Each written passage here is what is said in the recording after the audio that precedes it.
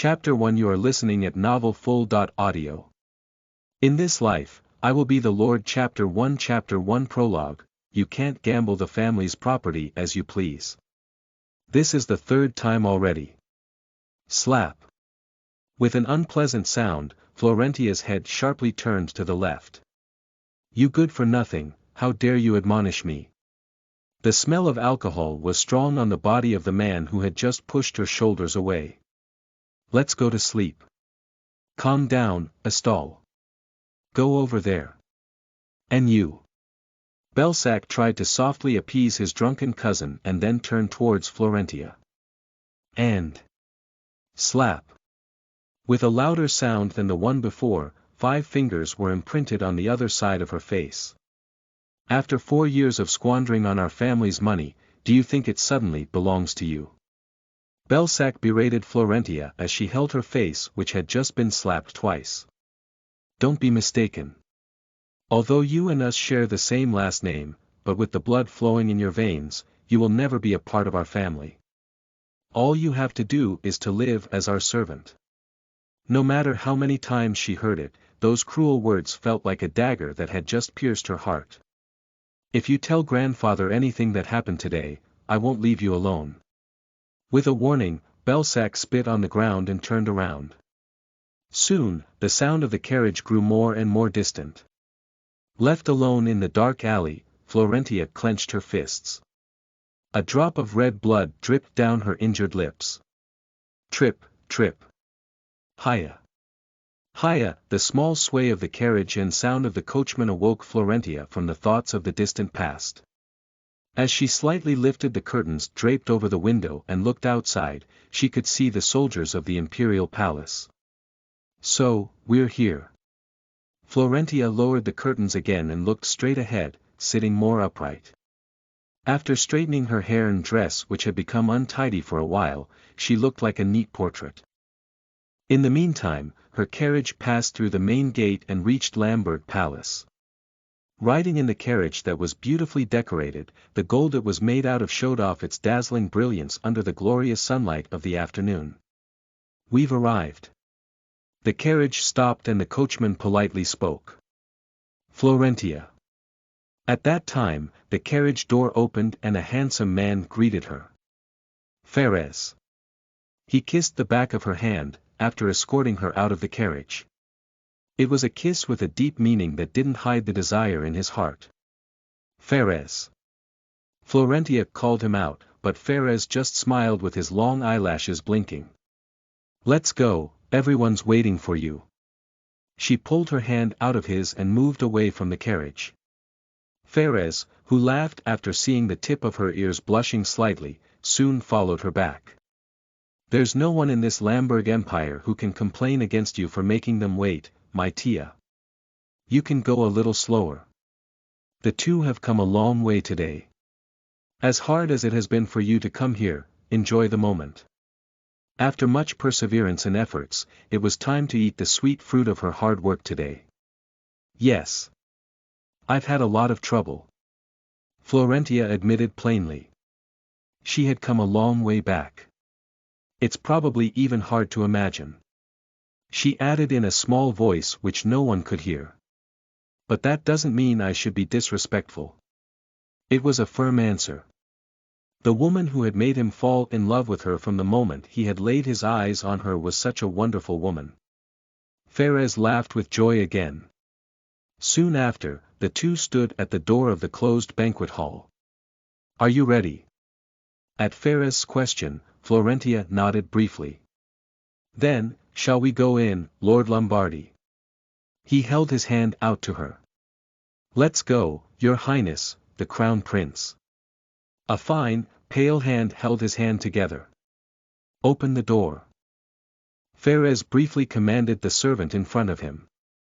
His Highness, the Crown Prince and the Overlord, Florentia Lombardy have entered. A voice came from behind the door, announcing the arrival and the status of the two people. Florentia laughed since the voice sounded like music to her ears. The door slowly opened, and the bright light of the banquet hall poured out through the gap. Chapter 1 Diovi Ko Skreek.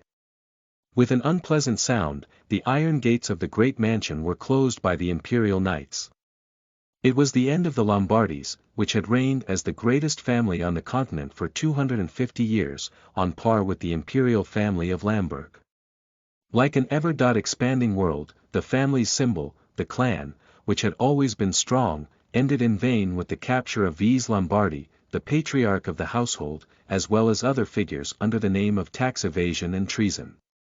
Hundreds of citizens of Lombardy, a city named after the family, had gathered in front of the mansion. There were those who constantly shed tears into their handkerchiefs, and those who turned away without even looking once. And in the front row stood me, Florentia. Morons!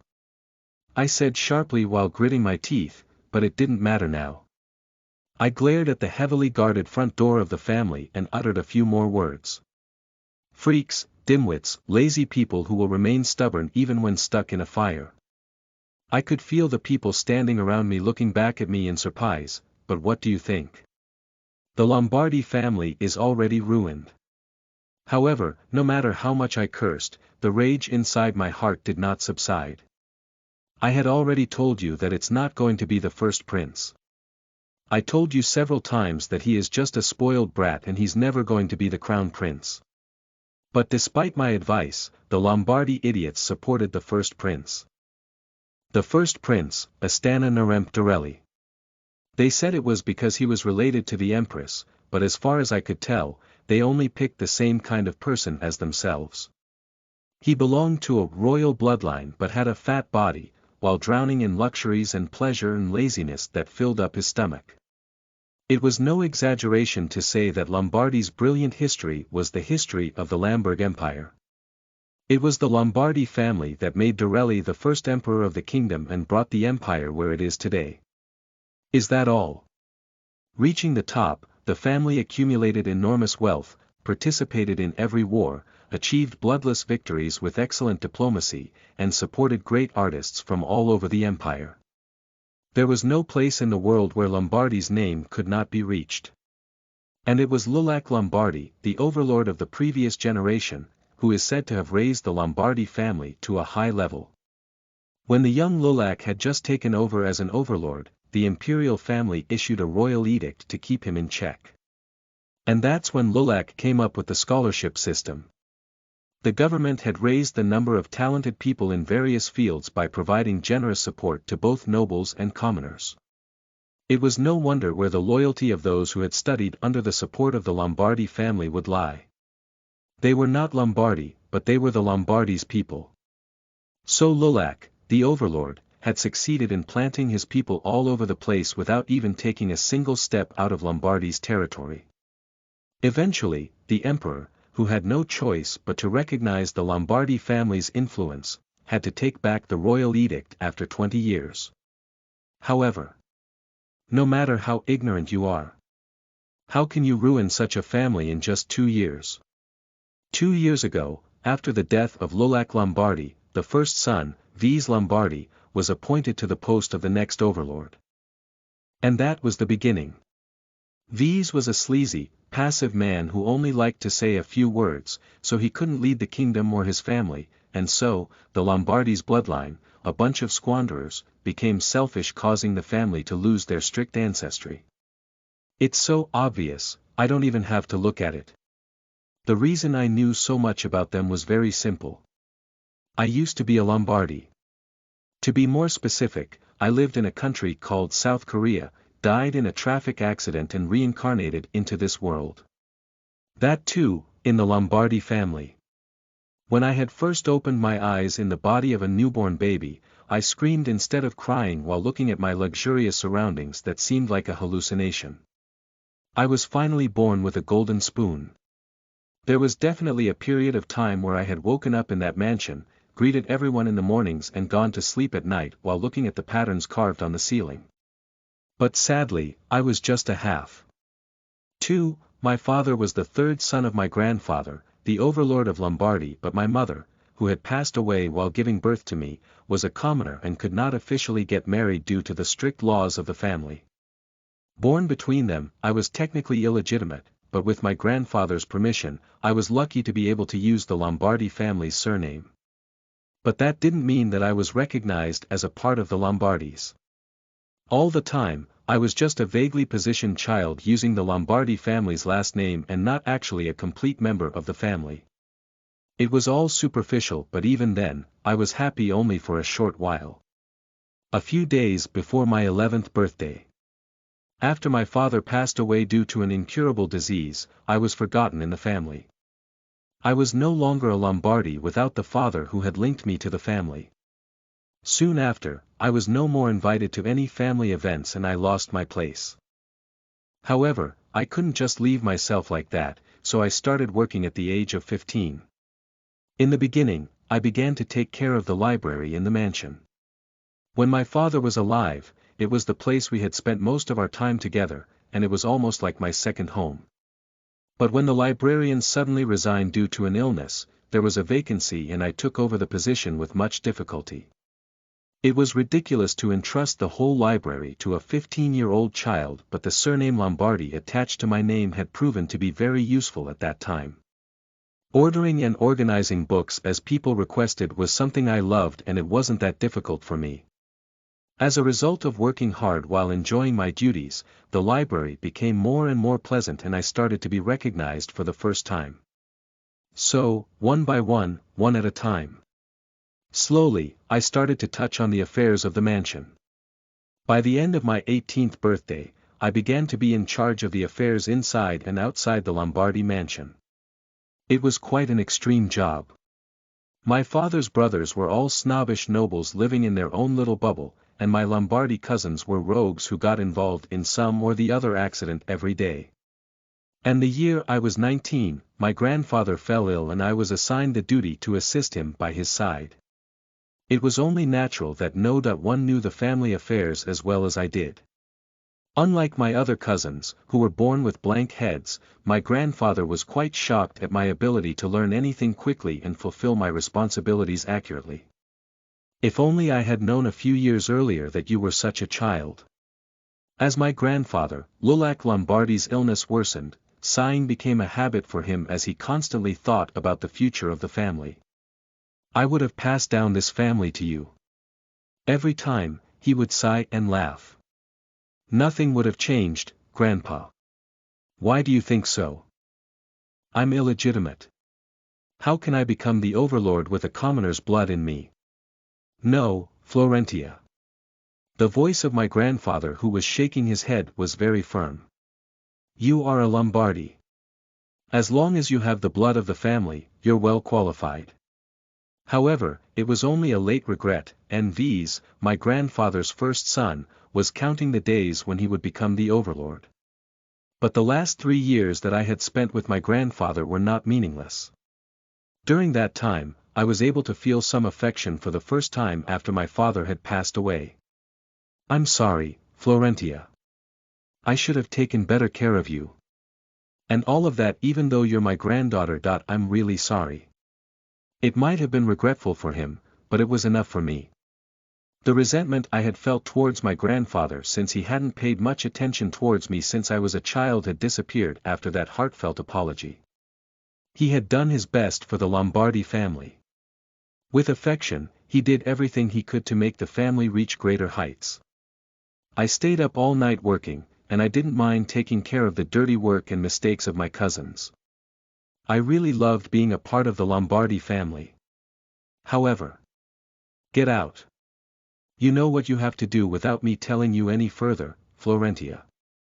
After my grandfather's funeral, V's said those words while throwing a bag in front of me.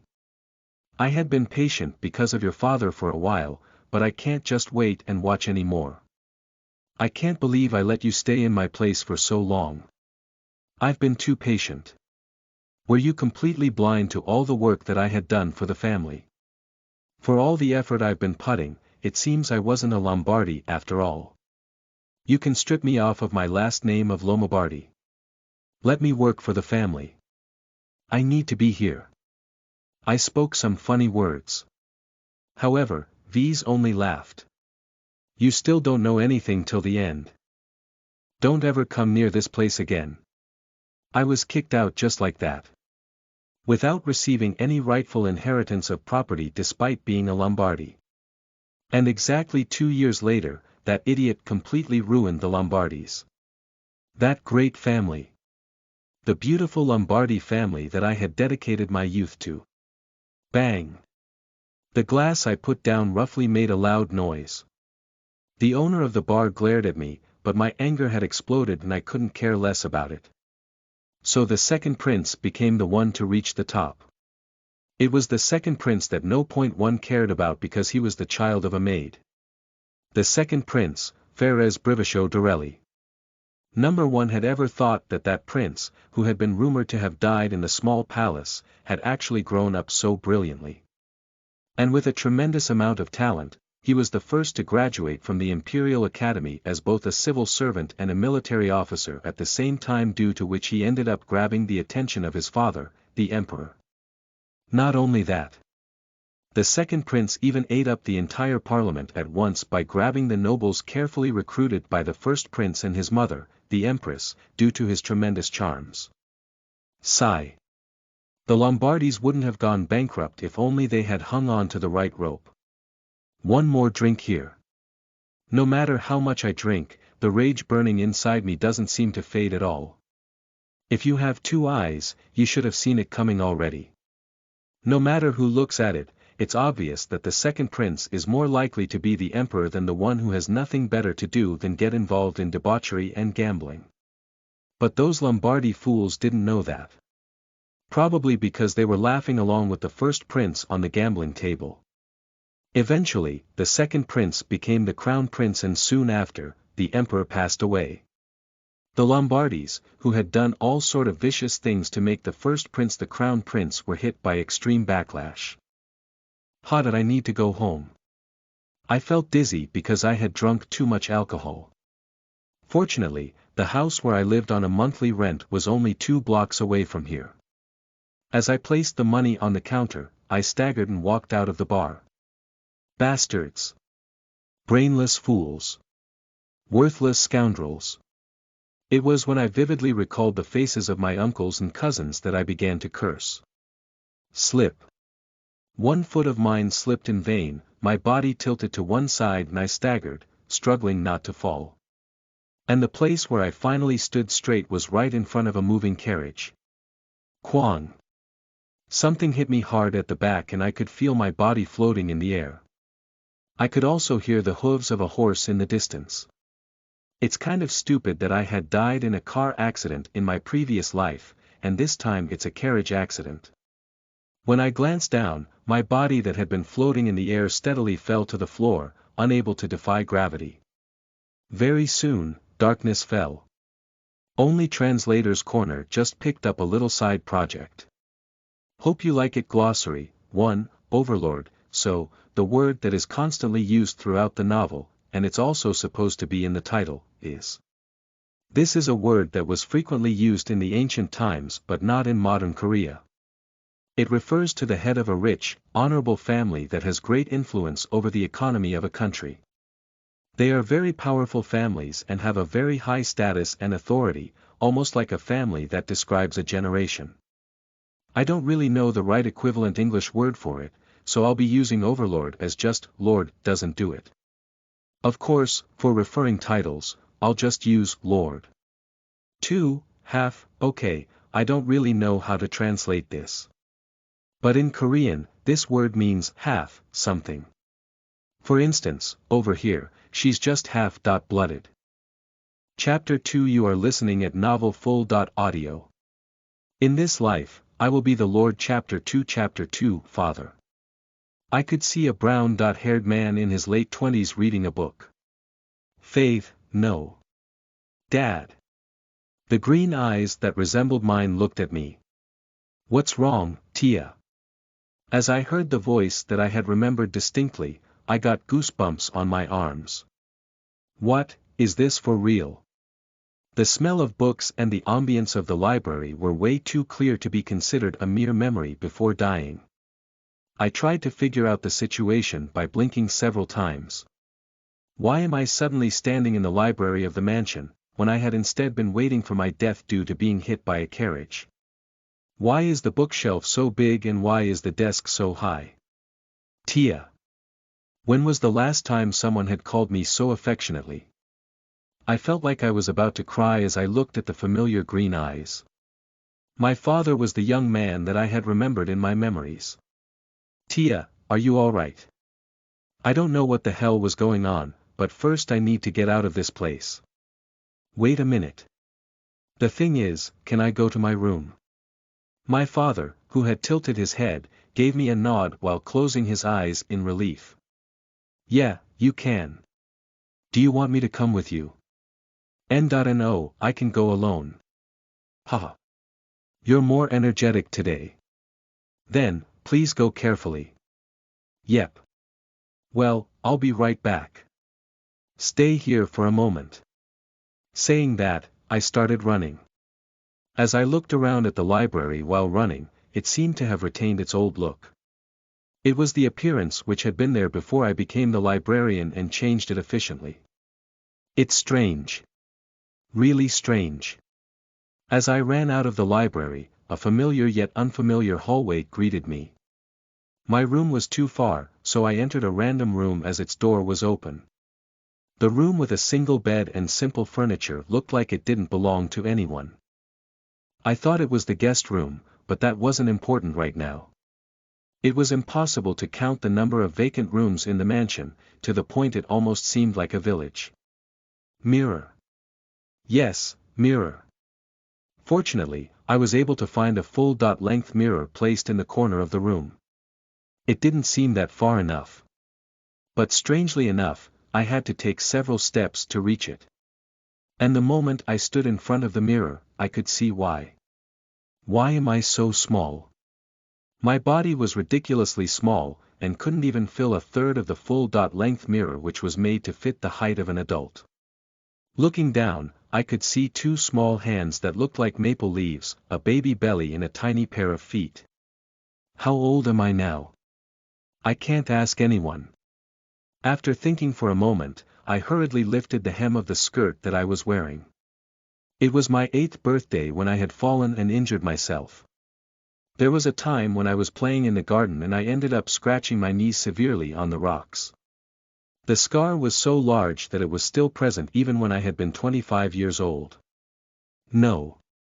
No scar. The knee looked smooth without any sign of an injury. Then I'm not 8 years old yet. I looked into the mirror once again, but my appearance of a child remained unchanged. Even though I had just suffered an accident and opened my eyes, I was surprised to see no wounds on my body. But if I'm to really talk about what's more surprising, then it's the fact that I came back to the past. Even if I had experienced reincarnation after dying, it wasn't that easy to accept. This is the first time I've ever experienced a regression. My legs were shaking, so I sat on the bed next to me. But being so short wasn't that easy either. The Lombardi mansion's landscape was barely visible from the window due to my small height. I'm really back in the past. I murmured as I watched the large evergreen trees soaring deep in the garden. These were the trees that had been chopped off when my first uncle, V's, had become the overlord. He had said that it was for the purpose of landscaping, but it was quite obvious that he just didn't want to see the trees that my grandfather had cherished. However, it was later found that the trees were the ones the first emperor had offered to celebrate the completion of the mansion. He was named as the eldest, but that man who was the so-called overlord didn't even know about the importance of those trees to the family. Foolish V's. I don't know what the hell grandfather was thinking, but V's was never suited to be an overlord. But in that sense, even my younger uncle, Laurel, was not qualified. If V's was a man with a narrow and intolerant view, his younger brother, Laurel, was just like a loyal hound who was always moving as his brother ordered. If anyone was capable, it was my father, Gallahan. Although he was overly thoughtful and somewhat fragile, he was a well-educated person who wanted to go to the academy for higher education. But my father had passed away early, so there weren't many options left. Wait a minute. My father. Can he be saved? My father had passed away due to an illness shortly before my 11th birthday. At that time, there was no cure, so I couldn't do anything about it, but just a few years later, I clearly remember the news that a doctor had discovered the medicine. I can save my father. My whole body trembled with joy. My eyes seemed to be hot, and tears dripped down my face. You don't have to lose your father. He can be saved. You don't have to watch your father die a painful death at such a young age. It was ridiculous, but I was somehow able to return to the past. And right away, another realization came along. Then, wouldn't I be able to protect the Lombardi family? I jumped up from my seat and walked towards the window. From the library, the view of Lombardi's huge four-story main building and several buildings built around it could be seen at a glance. I could also see the guests, servants and other men working in the mansion. All of this had ceased to exist. In my memories, I could see the imperial knights closing the doors of the empty mansion in front of my eyes. First of all, I have to stop Vise from becoming the overlord. As the next overlord, it had been his judgment to support the first prince at that time. Rubini Angines, the mother of the first prince and the current empress of the Lamberg Empire, is also the cousin of Vise's wife, Cyril. With such a relationship, it's inevitable that they would be inclined to support her son for the position of the next crown prince. The first prince was the first person who couldn't afford to deal with such immense power and responsibility, and moreover, Emperor Jovans had never been a foolish monarch himself. It was Vise who didn't understand his own mind and ended up supporting the first prince. If only you hadn't declared your support so publicly. No, you had even tried to blackmail and harm the second prince. Otherwise, Lombardy would have remained safe. Then, I thought I would try and persuade Vise, but very soon, I realized it wouldn't work. Had he been a man who could be persuaded easily, he wouldn't have ruined the family like that within such a short time. If so, it means that someone else should be the overlord instead. I would have passed down this family to you. I remembered how my grandfather would always say that while sighing out of habit. Me dut shall I try. I chuckled because it sounded like I was out to catch clouds. While I had been helping my grandfather and practically taking charge of the family affairs, it wasn't just once or twice that I would have the thought that I'd rather become the overlord instead of Vise, since he kept ruining all my hard-earned efforts. Actually, no matter what I do, I'm sure I'll be better than my uncle anyway. At least I wouldn't make that mistake against the second prince. Then our family will be safe. I know for sure that the second prince will end up becoming the emperor anyway. If so, how about I place the second prince in the line in advance? Wouldn't it benefit the Lombardis if we got close? Not only that. I had a memory of what would happen at least for the next 20 years. If I could make good use of the knowledge I had, I could make the Lombardi family stronger. I can protect my dear family with my own hands. Clearly. Let's do it. It was a family that would be ruined if left unchecked. Hundreds of years of reign would tragically be destroyed just like that. I couldn't let that happen to the Lombardis. I'm going to be the overlord. Or I could have my father succeed my grandfather. It just couldn't be first Uncle Vise or second Uncle Laurel. Then, for now. I leaned back on the bed and organized my thoughts a little bit more. Master Galahad has received a call from the Lord, so he's gone to the office, my lady. When I returned to the library, the place where my father had been sitting was neatly arranged, and this is what the librarian told me. The old librarian, whose hair had already turned gray, Brockle. It wasn't until Brockle had resigned from his job due to an illness that I started working in the library. He was originally a famous professor at the academy, but later started working for the Lombardis. Library grandpa. If it were my original age, it would have sounded very idiotic to say that to Brockle, who was once a professor, but what do you think? I am a child now. Please lend me one book. What kind of book would you like? When I said the title of the book, Brockle looked dumbstruck. By any chance, is this something Master Galahad has asked for? No. I want to see it.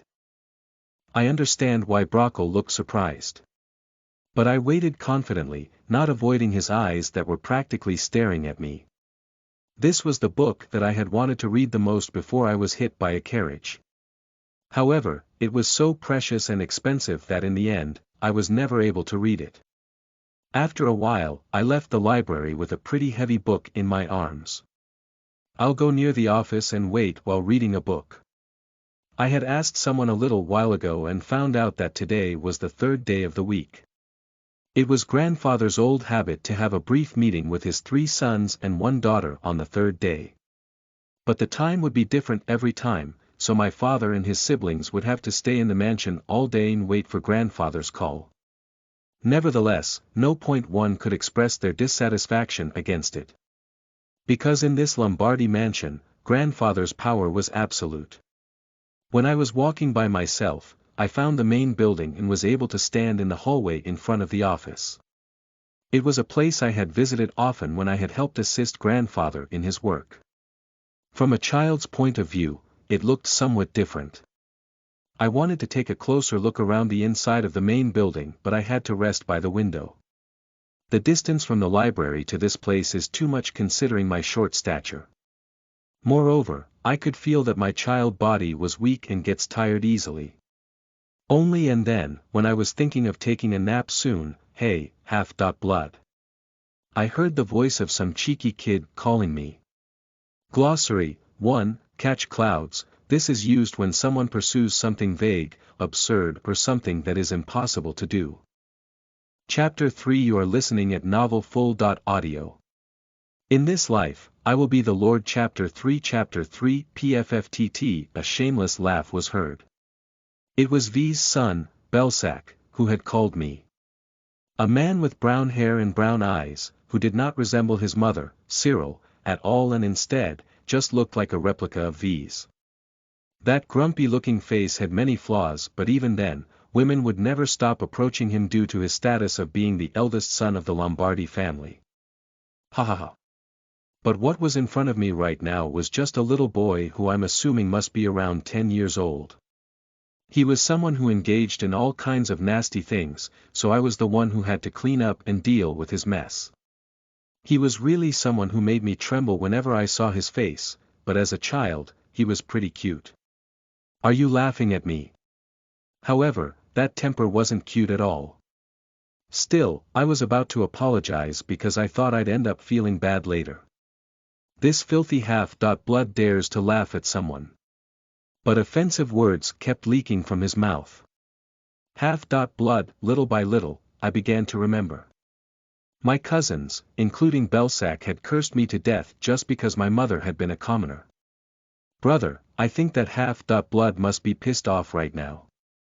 As I turned my head towards the voice that just poured into the air, I could see my second uncle's first son, Astal, standing next to him. If Belsac had made me crazy due to his disorderly private life and violent incidents, then Astal had troubled me by becoming addicted to gambling. He had become a good target for the other gamblers because he was a powerful, brainless idiot whose innermost thoughts would be visible to everyone. Eventually, he almost got kicked out by grandfather, and before he entered the Lombardy Knights faction in his later years, there were several buildings that Astal had already sold away due to gambling debts. That's right, these two would always stick together and pick on me. What would you do if I was angry? Are you going to cry again and pee? At that time, I had been very afraid of these two. Even if it was just a child's prank, the bullying by them had been very vicious. I was too young and powerless to deal with their pure malice towards me because, as the saying goes, children are more cruel than they seem. So, previously, whenever I would come across these two, I couldn't even run away and would only tremble, so that everything would just end quickly. Sometimes, it would just end with ridicule and some insults, but on days when Belsac wasn't in a good mood, he would end up bruising me. When my father would show anger due to it, V's and Laurel would often rebuke him and say, "That's how young kids grow up, but it's too much of a joke." Ha! But I suppressed my anger. Then I asked something. "Belsac, how old am I now?" "What?" Belsac looked at me strangely as if I had suddenly asked a weird question. How old am I? Originally, I wanted to make my voice more intimidating and deep, but since this was a child's body, I was limited in that sense. You don't even know that. When I spoke in a way that disregarded and looked down on him, Belsac replied angrily. You're 7 years old. I know. Oh, I see, you mean I'm 7. Right. I'm 7 years old. And you're 10, and Estelle is 8 years old. There was a difference of about 3 years and 1 year between us, so I was able to calculate their ages. Now that you're that old, how can you be so childish? Originally, children like to think they're all grown up. You shouldn't make fun of your cousin by calling her half-blood like that. I tried to coax the two as nicely as possible. What do the kids know about this? All the fault lies on the adults. But Belsac's mood turned rather nasty. Cousin. Childish. Somehow, somewhere, it seemed that something bad was going to happen. I turned myself around because I sensed he needed something to vent his anger quickly. Belsac, wheezing, looked down at me threateningly. Is she crazy? And then he raised his hand high. But for some reason, he waited for a while before hitting me. As if he was expecting me to be afraid. But when they didn't get the response they wanted, Belsac and Estelle became perplexed. And their embarrassment was expressed by the act of hitting me. Ah! The raised hand grabbed my hair and pulled me as hard as it could. With that power, my knees and scalp burned as I fell hard on the ground. When I looked up, I could see a few strands of my hair ripped out in Belsac's hands. Ha! What a sight! The face, pointing at me and laughing at me, was the same as the face of the one who treated me as a maid, asking me to go out to the fountain and do the laundry every time I encountered him in my grandfather's office. The anger that I had suppressed inside me by thinking of him as a child soared back. For the lowly half-blood. Are you trying to teach me? Belsac said while pushing my head down.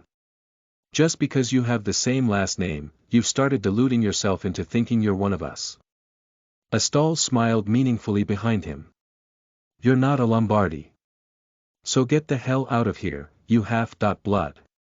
I told you not to say it. What? I told you, don't call me a half-blood. I, who had fallen on the ground, lifted one foot and kicked Belsac's shin. It wasn't a very strong kick, but the shin area hurts quite a bit even if one hits lightly. Arg! Belsac screamed loudly and fell backwards, clutching his legs and rolling around. I immediately stood up with the book that had been dropped next to me. This, I could feel Estelle step closer in surprise as he tried to help. I turned my head to the side without saying anything and stared at that child, Estelle. That alone caused the timid Estelle to become terrified and stop at his place. I glared at him one more time so that he could stand there quietly and then approached Belsac, who was still rolling around like a puppy. This spoiled puppy. I wasn't wrong. My first uncle, Vise, had no manners and often behaved like a dog to his wife, and Belsac was a seed that had been produced to be just like his father. Puppy was just the right word. A fearless puppy. I'll fix your habits. You crazy by ***H. He was in pain, but his mouth was still alive and loud. With the book that I was holding, I began to use it to repeatedly smack Belsac's shoulders and arms. It's a pretty thick book, so it will hurt. Ag. Ah. Again and again. Half-blood. You made me mad by saying half-blood. You were asking to be beaten. Shouldn't have done it. Estelle, what are you doing? Arg. Get this nasty thing off me. Ah. Belsac called Estelle desperately, but the small child was already trembling. The little boy, who was only 8 years old, couldn't help it anymore. For me. Because of you. How hard it is for me. I know it. Ignoring the hand that was trying to push me, I continued to smack Belsac with the book. KGGH. Even though I had only smacked him a few times, this young child's body was out of breath and my arms felt weak. If Belsac would have acted rebellious and hit me back, would have been instantly knocked out, but fortunately, I was safe. He started crying. NNGH, save me. My ears were stinging because of how loud his voice was. It was then. The door of the office burst open and a loud yelling sound was heard. What a fuss.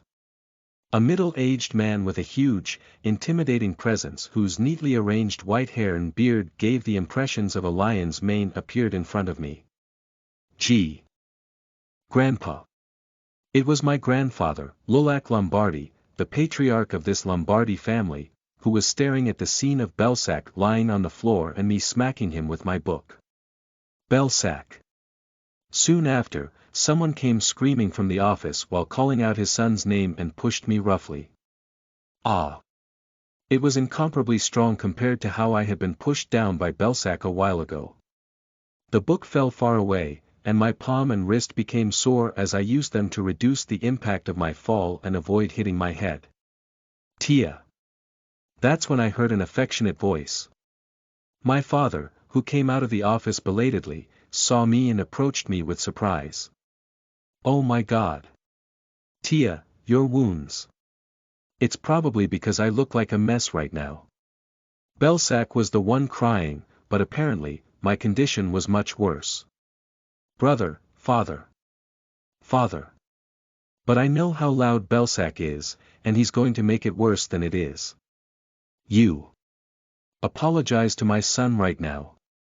He asked me to apologize without even bothering to listen to the whole story. My eyes turned red and I turned my head away, because I didn't want anyone to see that face. This cheeky thing. Then, V stretched his hand out as if he was about to hit me right away. Brother. I felt my father hugging me and protecting me.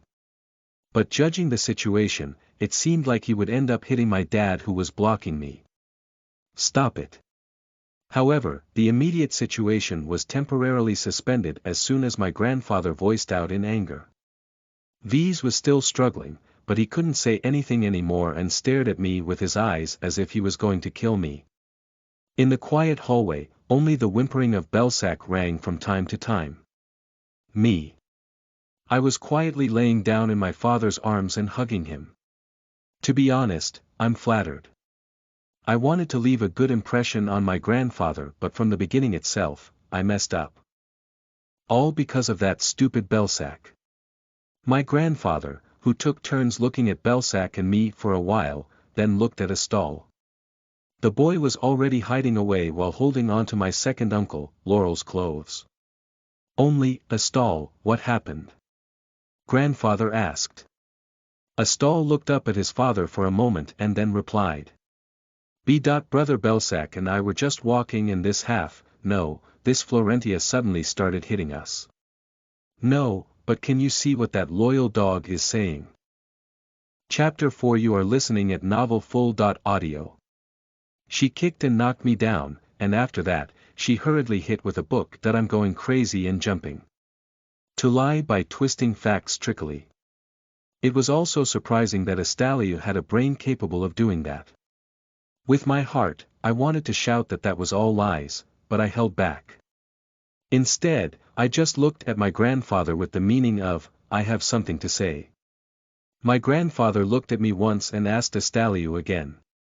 You mean that Florentia started beating you and Belsac for no reason? Well, that. Sadly, Astalio is not so adept at making up lies quickly. Among Lombardy's line, especially those with a blunt head might do something physically, but jobs that require knowledge are difficult. Florentia hates us from the beginning. Feeling a sense of crisis, Belsac spoke out loud instead of Astalio. I raised the tail of my mouth silently. Don't interrupt someone else's conversation, Belsac. Because it's what Grandpa hates the most. That is why I have been holding on to it without yelling that it's unfair. Where did you learn such despicable manners? Belsacca's tears, which have stopped, filled with tears again from rebuke. But he can't even make a whimper about how scared he is. Keep talking, Astaliu. It is Astaliu who is getting more nervous now. The guy who couldn't make up the right excuses before now buried his face in his father's clothes, laurels, and started crying. Well. That was the reaction of the usual children in front of their grandfather. Lulac Lombardy's tremendous charisma sometimes makes even normal adults tremble. Since I was young, I saw my grandfather, and are the children of Lombardy, so I was okay. Most people didn't even dare to make eye contact. Florentia. As my grandfather called me, I felt my father's hand grasping my shoulder straining. You, tell me. But while asking questions, my grandfather didn't seem to have very high expectations. It was natural.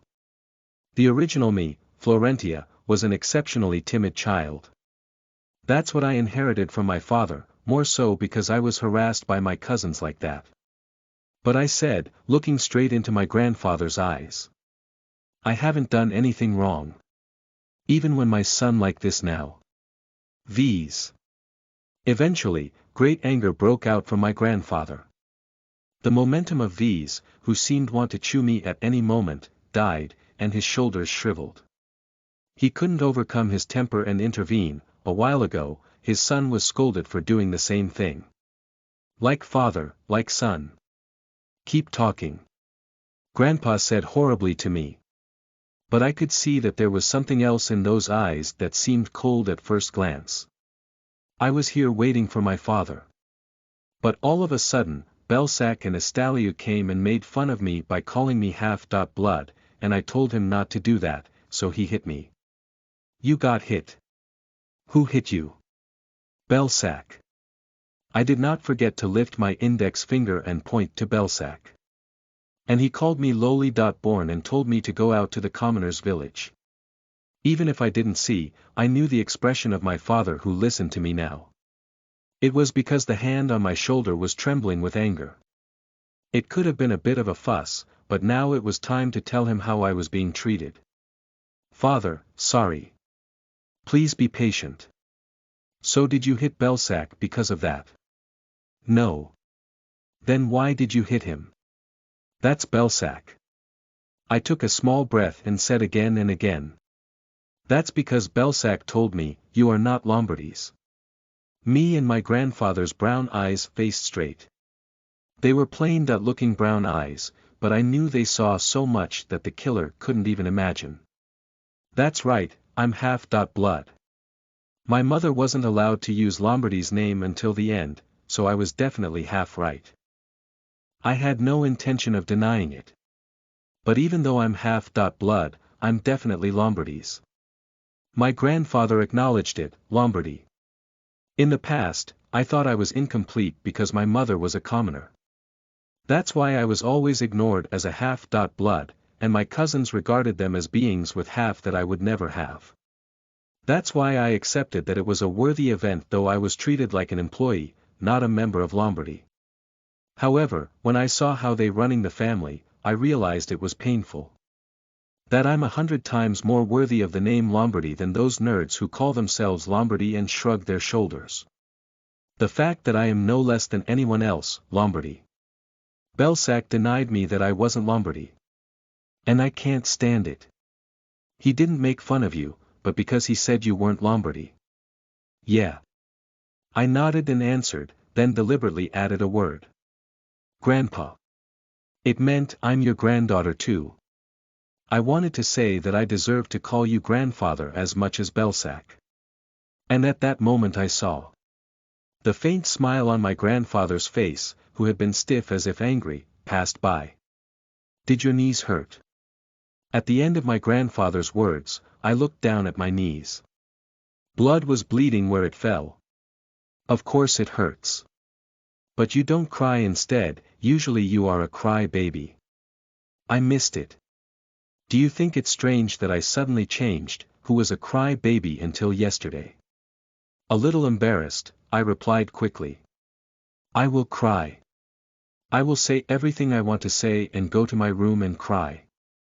My father smiles a little above my head. I heard a sound. At the same time, the tense atmosphere was gently relieved. Thank God. I secretly swallowed a sigh of relief. The first thing I had to do to become a state was to earn my grandfather's trust. The Lord of Lombardy is my grandfather. From the big and small things of the family to the successors, everything goes according to grandfather's will. In a word, it meant absolute when we received grandfather's will. 1. Although the other people of the V's family may not be pleased with me, they can do very little as long as I am favored by my grandfather.